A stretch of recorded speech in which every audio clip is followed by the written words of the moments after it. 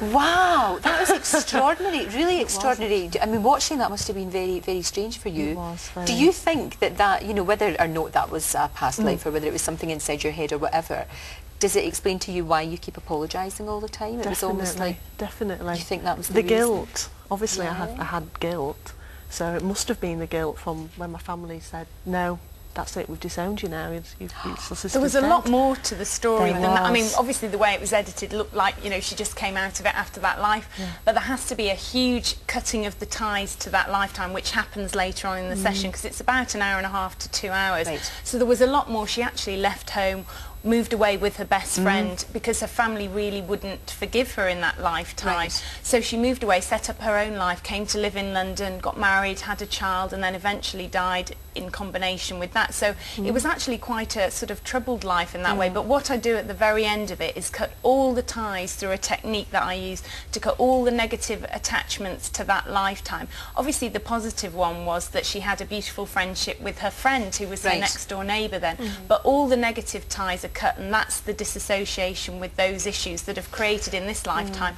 Always being sorry, because on a subconscious level she's remembered the memory of that life, not consciously being aware, because our subconscious and our conscious minds mix it all up, but that's what's happened to create that, and now we've cut the ties to it. That's allowed her subconscious mind to forget that and move forward. So what difference has it made to your life now?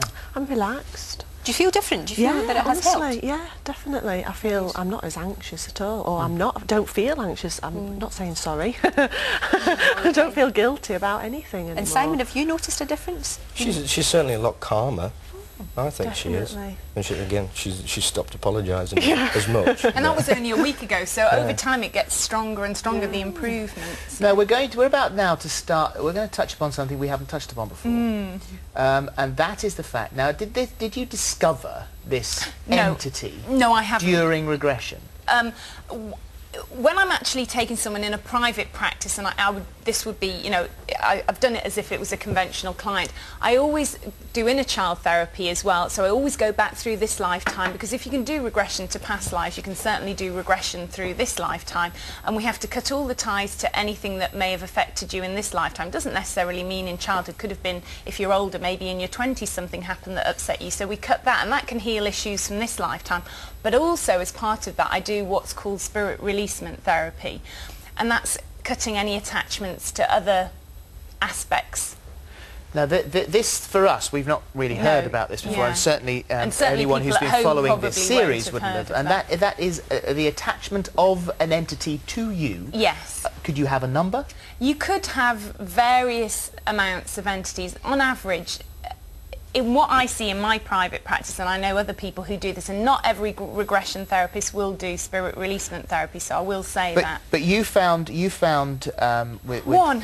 with Cheryl. here. Cheryl had one, and that was part of the reason why Cheryl first contacted this morning, was in association to feeling that she'd lived a past life, which Cheryl will probably explain. Well, we'll take a break. Yeah. And we'll come back and discuss that entity. Find out more about the entity. Yeah. I'm interested in that. We shall see where that happens. It caused you to have a sort of irrational fear of things. It did. Yeah. Okay. Penny farthings, bizarrely, which we'll come to all that. John Scott is also coming to the rescue as well. He's here to solve more of your fashion dilemmas. Yes, could these trainers help to reduce cellulite and tone you up? Lots more on that after the break. We saw Cheryl Forrester being regressed into her past life. She says the treatment has helped ease her anxiety and explained why she seemed to spend her whole life saying sorry all the time. But her regression also uncovered a so-called entity. Regression therapists believe that this is the soul of a person who has attached itself to another. So let's have a look at that part of her regression. I'm going to ask your subconscious mind some questions, and you're going to raise your left hand for yes and your right hand for no. Are there any aspects of Cheryl's soul that are not truly her true soul self, that have attached themselves on a mental or physical level? Are you aware of having a name? Abby. And how old are you, Abby?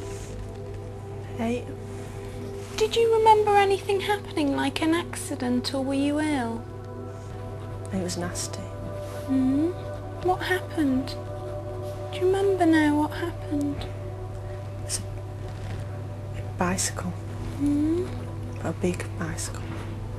What kind of bicycle did you fall off? What did it look like? It was funny looking. It was one my father had brought home. He told me not to touch it. It wasn't nice. It was upsetting. What upset you about it? My leg, it really hurt. Which leg? My left leg. And so on that day when you had that accident and you fell off the bicycle, do you remember that something happened to you after that happened? Do you have any memories after you fell off the bicycle? What happened? My mother told me off. But I didn't feel well. And did you see your family again after that day? No. You see, what happened, Abigail, was you died on that day. And you maybe didn't realise that. Do you remember what year it was when you fell off that bicycle? Do you remember? 1823. Do you know how long you've been attached to this lady, Cheryl? How long have you been with her? Do you know? Long time. Very long time. Do you remember how old Cheryl was when you attached to her? Do you remember? She was younger than me, very small. Was she really small? Was she She young? was toddling. She was only very little then. Little. Do you like Cheryl? Yeah. I like because she doesn't shout. She doesn't shout. She doesn't tell anybody off. My mother used to tell me off. We're going to have a little chat with Cheryl now and ask her if she'd like you to leave. Can I speak to Cheryl now and ask Cheryl, what do you think about Abigail? Would you like Abigail to go? Yes. How do you feel now knowing that Cheryl would like you to go? You're going to go to a very nice place though, and when the time's right you're going to come back with a new body and a new life. Do you feel okay about leaving now? Yes. Just feel yourself lifting up and out. Go. Okay. Do you feel okay? Now that she's gone, we're going to ask the question again. Are there any aspects of Cheryl's soul that are not truly her true soul self? You'll raise her left hand for yes and her right hand for no.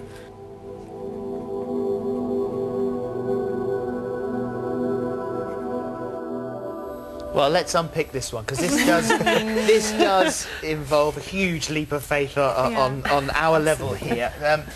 So, first of all, you had, and I don't know how often it can manifest itself, an irrational fear of penny farthings. Yes. Now, how often do you come across a penny farthing enough to be irrationally fearful of it? I haven't for many years. Right. But it was when I was very small, and we went on holiday, and went into a museum, and it was full of Victorian belongings basically and toys, and there was a penny farthing, and I ran out screaming at the age of 3/4. Really upset, distressed, It's hard to imagine a little Abigail peddling a penny farthing, because they were such big things. You always seem to, the ones you have when you see them, very tall men with very long legs. That's why I shouldn't have been on it. Never imagine someone with little legs being able to pedal one of those. I think that's why I shouldn't have been anywhere near it. Right. I wasn't allowed to go near it, as I said. So my father had said, "Don't touch that bike," and I did. I touched it. I used to tell my parents that I got septicemia, and my father was a physician, and that he couldn't cure me, so I died at 3.